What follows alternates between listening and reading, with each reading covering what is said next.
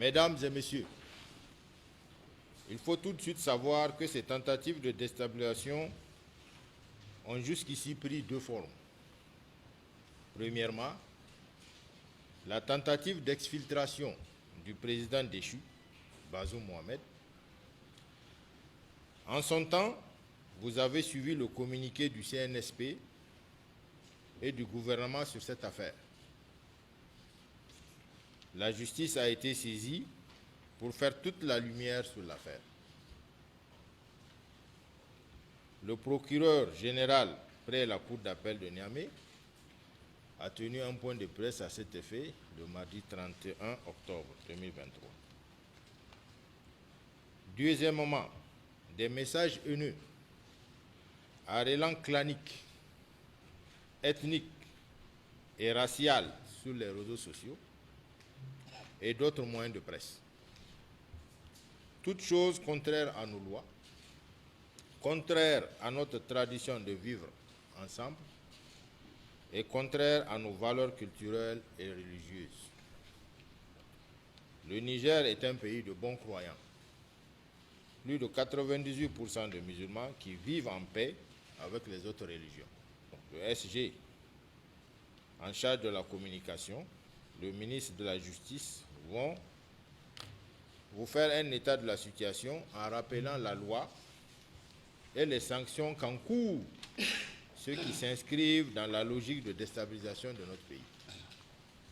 Avant de passer la parole au ministre de la Justice pour le premier point, j'aimerais dire avec calme, sérénité et force que le CNSP et le gouvernement présidé par son Excellence le général Abdraman Chani ne laisseront personne déstabiliser le Niger ou arrêter la marche patriotique honorable et historique que le peuple nigérien, qui conduit le peuple nigérien vers sa dignité retrouvée et sa souveraineté.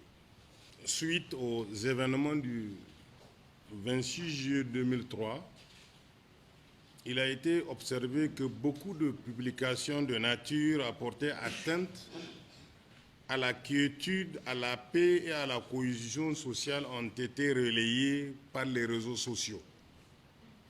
Les risques graves de division et d'incitation à la haine, à la violence que ce comportement faisait courir à notre pays, nous avait conduit à instruire les procureurs généraux pour prévenir les auteurs de ce type d'agissement à travers des points de presse au niveau des ressorts des cours d'appel de Tawa, de Niamey et de Zender. Mais malgré les mises en garde adressées, ces comportements persistent encore et s'assimilent à une défiance à l'autorité de la loi. Les réseaux sociaux, WhatsApp, Facebook, continuent d'être inondés de messages de haine et d'invectives véhiculées de manière consciente ou non, avec pour motivation dans certains cas la remise en cause de notre unité nationale.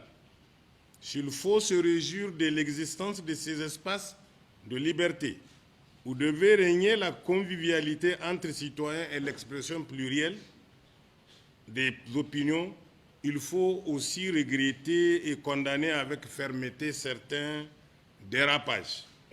En effet, ces messages devenus récurrents constituent, il ne faut pas en douter, des matières à poursuite devant les tribunaux, aussi bien pour des faits constituant des infractions à la loi pénale que ceux qui sont passibles des infractions prévues par la loi sur la cybercriminalité et le code de justice militaire. Il nous est rapporté, et nous l'avons ainsi constaté, que des discours appelant à la haine ethnique sont quotidiennement diffusés. Des plus hautes autorités aux simples citoyens, personne n'est épargné et les nombreuses procédures diligentées au niveau de plusieurs tribunaux de notre pays témoignent de cette dérive. Pour illustrer nos propos, nous portons à la connaissance de l'opinion publique que les infractions au code pénal, à la loi sur la cybercriminalité et le code de justice militaire constatées ces derniers jours à compter du 1er août au 27 octobre au niveau des tribunaux de grande instance de Niamey, du tribunal de grande instance de Zender, des tribunaux d'instance des autres départements sont au nombre de 27 procédures ayant mis en cause une quarantaine de personnes. Les infractions les plus couramment